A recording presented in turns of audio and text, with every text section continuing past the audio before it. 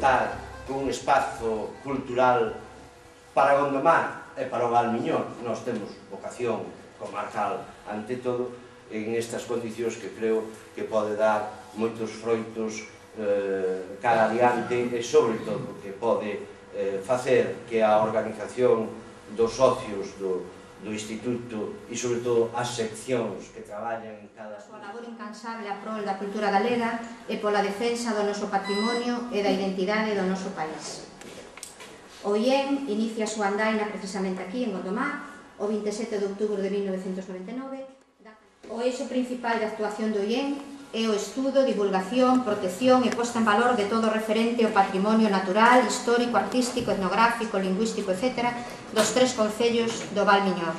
Defende, ademais, dende unha perspectiva humanista e universalista, a salvagarda e promoción da nosa identidade, do noso idioma e da nosa cultura.